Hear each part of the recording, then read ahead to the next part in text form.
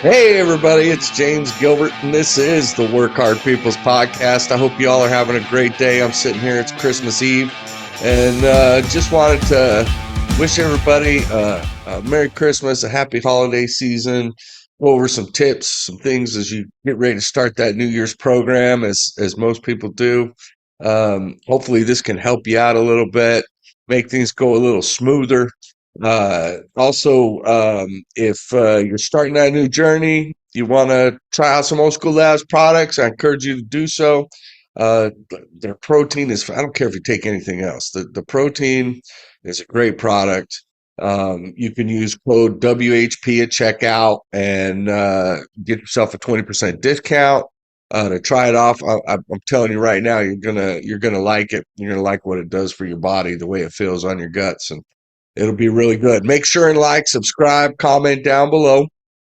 And with that, it is the holiday season. I know people are out there probably eating a little bit more than they should, and maybe taking a day off here or there from their training.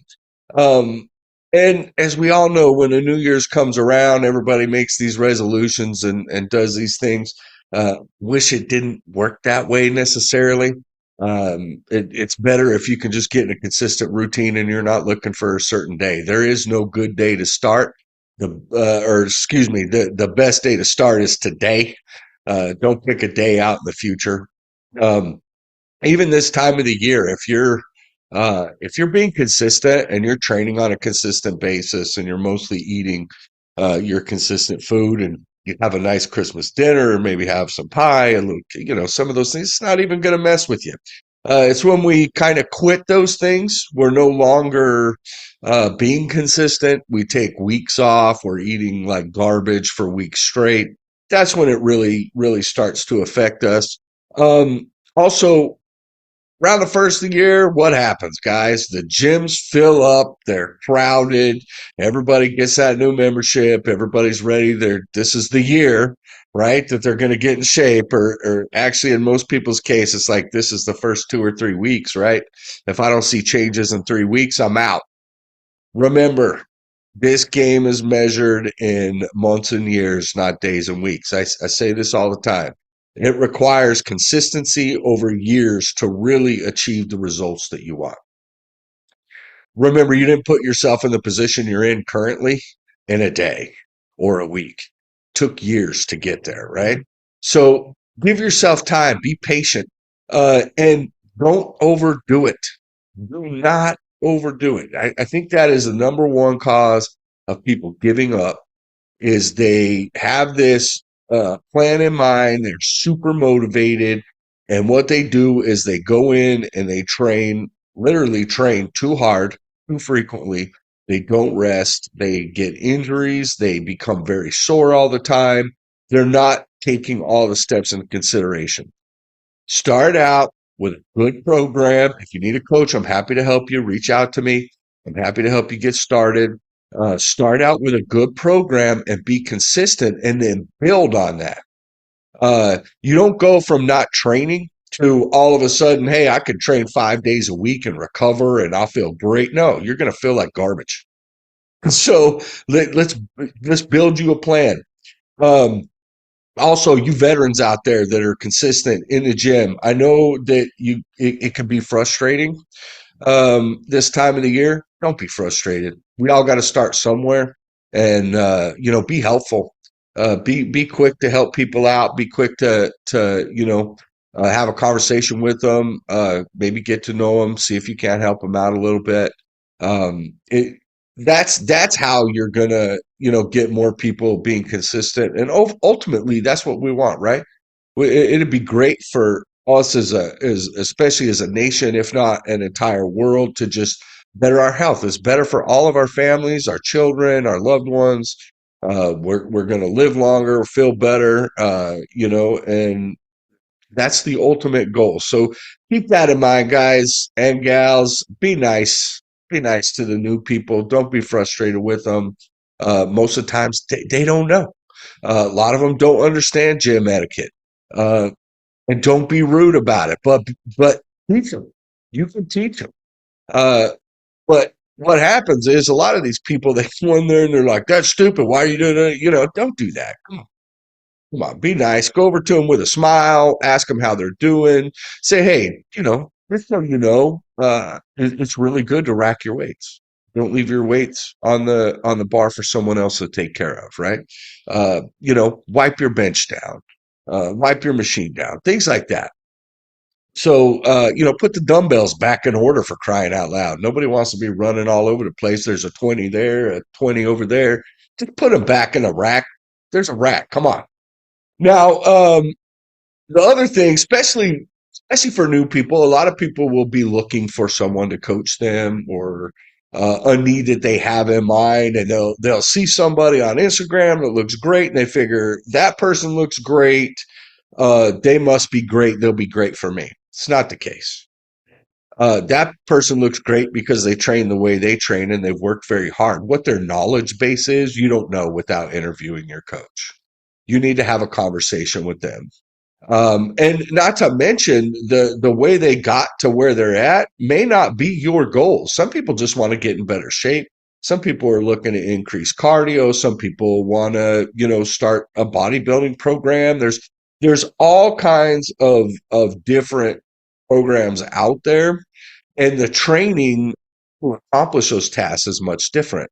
The way we train to build big round muscles is a little bit different than the way we would train for a strongman competition, or a powerlifting competition, or even a athletic competition, right? So there's I've said this before. I do some work in the gym with some of the local high school football athletes. The training programs that I put them through, and the things that I do with them, is all about making them better on the field. And their strength is a component to that, right? In football, you want to be able to get off the line and push that guy away from you, or stiff arm somebody and not get taken down.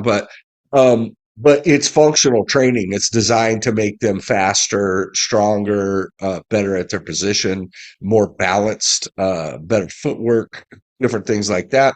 Versus guys that I train that want to be on stage, right? That's all about getting that nice, round, juicy muscle. So when you're starting a program, before you even think about a coach or a gym or anything, when you're going to start a program, I want you to make sure that you have a goal in mind. What are you trying to accomplish? Are you looking to get big? Are you looking to get strong? Are you just looking to get in shape? Maybe lose a little weight, start eating better, things like that. Have a goal in mind, because it's super, super important. If you don't have a goal and you're not following a program, and you're just all over the place, one day I'm doing this, one day I'm doing that, and oh, I forgot to do this, but I'm going to do this again because I liked it, and oh, I'm going to do this exercise today, and then I'm going to work the same body part a little bit different in 2 days. It gets very chaotic, and it's very hard to record progress and really see where you're going. Now, it's very good to change your program up. I typically will change programs every 8 to 12 weeks. And it really depends. So I monitor my client statistics very closely. They all, I have an app. They all have the app. So I can monitor, they log their workouts into the app, so I can monitor their progress. I can see where they're getting stronger, where they're starting to flatten out. And when I start seeing those markers in a program where they're just kind of leveling off, okay, it's time to change the program up, because the muscles will remember. And what they will do is they just get to a point where they're not responding like they were before. So we need to change it up. The other thing that a good coach will be looking for, you have those coaches out there that is, oh, this is the way you have to do it. It's my way or the highway. If doing that exercise this way is wrong. Well, it may not be wrong for you. And so another big thing that I do with my clients, especially when we're first starting out, is experimentation. Trying to find out what exercises promote the best stimulus for them. Are they really feeling the target muscle groups? Are they able to do it without pain? And when I say pain, when you're training, especially if you're just coming back in, you're going to have muscle soreness. When I say pain, I'm talking about joint pain. Things just doesn't feel right. You know the difference between that kind of, oh, my shoulder feels like it's going to fall off versus my shoulder's very fatigued. So we do a lot around that to really try to find those exercises that are going to work best for your body based off of your own kinesiology, your own joint structure, strengths and weaknesses. And then we really focus on building up those weaknesses so we have a complete package, right? And then, really, lastly, this isn't going to be too long. It's Christmas Eve. I'm getting ready to spend some time with my family. But lastly, beginners, especially beginners, don't get crazy. Okay. Don't go in there and start losing your mind about how I'm going to do this and do that. Stick to the basics. Make sure you are learning proper form and building overall strength. And when I say stick to the basics, I'm talking about the basic compound movements. So, and the difference between a compound movement and an isolated movement, a compound movement is going to use multiple joints and muscle groups. So, like a squat, a bench, a deadlift, those are the three majors, right? That those basics, learning those basic movements will work uh, almost your entire body and help you start to stimulate your central nervous system, uh, start to get overall body strength. So, when we deadlift, we're really hitting the entire posterior chain, right? So we're talking literally from the calves all the way up to the traps when we're deadlifting, right? In proper form. And when we're squatting, if we are squatting with good technique, keeping our feet flat on the floor, getting down to, at least 90 degrees. If we can go a little bit lower, great, but getting the parallel with in the right form and with good control. When you do that, you're working the erectors of the spine because you're arching your back just a little bit so you stay locked in. You're working, the entire anterior and posterior of your legs, right? From hip flexors all the way down. So that's why those exercises are great. And then your bench press, you're gonna hit your chest, your front delts, your triceps, and then you throw in your little ancillary movements to your isolation exercises like curls and flies to hit the other things. But keep it simple to start. You don't need to get in there and get some crazy workout routine that you barely know what you're doing to begin with. And now you're trying to figure out this routine. And the odds of you actually getting in the right position and targeting the muscles the way you want, unless you're in person with a coach in person that is working with you, is probably slim to none. You're probably not going to do it. And in fact, when you get into some of these crazier movements, you might even subject yourself to injury if you're not doing the movement correctly. So just keep it basic. When I have brand new clients, like beginners, never been in the gym, really looking to start building strength, that we focus on the main three. And then, we do the isolation exercises because you don't want your biceps to fall away. You want everything to get stronger. But that main focus is teaching proper technique with those clients on the exercises that we're putting into place, making sure that they are benching, squatting, and deadlifting correctly, because everything else will kind of fall into place, right? So keep it simple, have fun, try to get you a workout partner. It's good to lift with somebody else. You keep each other motivated, you keep each other accountable. And I really encourage you to reach out to a coach. Even if it's just for a little while, so that you can learn proper technique, learn those basics, get a good nutrition plan in place so that you have time to practice. It's almost like when you learn to drive, right? You first have your learner's permit. You can't drive by yourself. You're still driving the car. You're still the one in that seat. You're still working the pedals, the steering wheel. You're responsible for everybody around you, but you have a backstop. You got someone sitting next to you that's going to maybe see something that could injure you or cause an accident before you do because they have a little bit more experience. Same thing with training and nutrition. If you have somebody that is there just as a backstop to make sure that you're doing the exercises correctly, that you're not going to plate yourself in a situation where you're going to get injured, and that's not going to do you any good, right?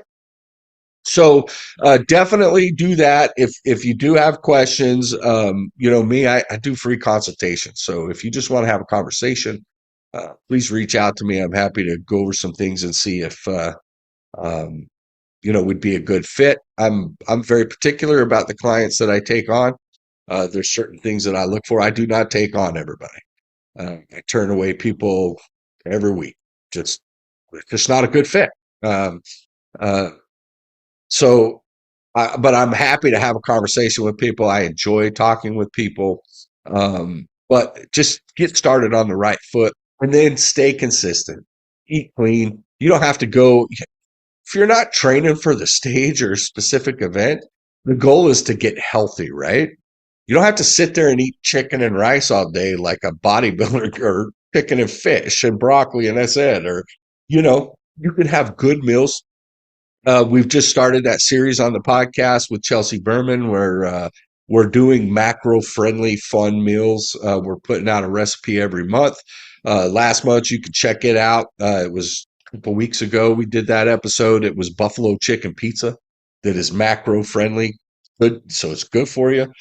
Good ingredients, fits in the calories and macros of a good healthy diet, and that's the goal. You don't have to do all these fad diets. You don't have to do a liquid diet all day. What you need to do is start eating good food. And when I say good food, it doesn't come from a box, right? It's whole food. So good lean protein sources, chicken, fish, lean red meat. You can even do a little lean ground beef, ground turkey, things like that. But there's a variety, right? It doesn't have to be one thing. You don't just have to do chicken or just do fish. You can have a variety of protein sources. You just don't get the 70-30 ground beef. You get the 90-10. So, you're cutting your fat. It's a leaner cut of meat. You're not going to be getting as much fat in your diet. Um, Same thing with ground turkey is a great source.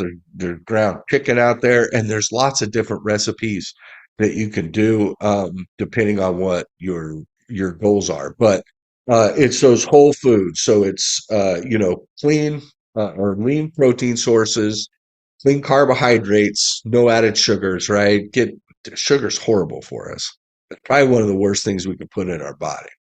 So stay away from the processed sugars, um, clean carbs, potatoes, rice, oatmeal, things like that digest very easily, and are a good source of carbohydrate. And then obviously vegetables, you definitely want to be getting fiber and greens for those nutrients into your body. Broccoli, asparagus, spinach, collard greens.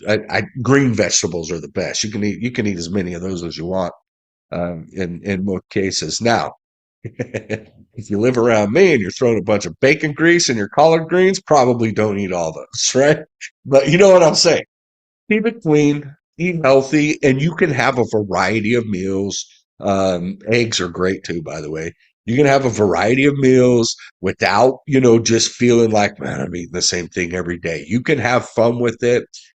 There's a lot of things that you can meal prep and have a variety. It really, like I said, it comes down to your goals. Keep that in mind. With that, if in the description, I will have a link to Old School Labs in there so that you can, you click that link. You can use my code WHP if you want to try some of their products or get some of their merch. They have great T-shirts. They just came out with a new one I really want. And Yeah, I really like that one. I'll post a picture of that shirt. But yeah, with that, I just want everybody to have a wonderful, safe Christmas and New Year's. Enjoy your family, love them. You just never know, right? We never know. Take every minute with the people you love like it may be the last, and just enjoy yourself. Kind to others. You get out there, you work hard, peoples. You keep it old school, and remember, don't forget to smile. We're out. Have a great day. Bye bye.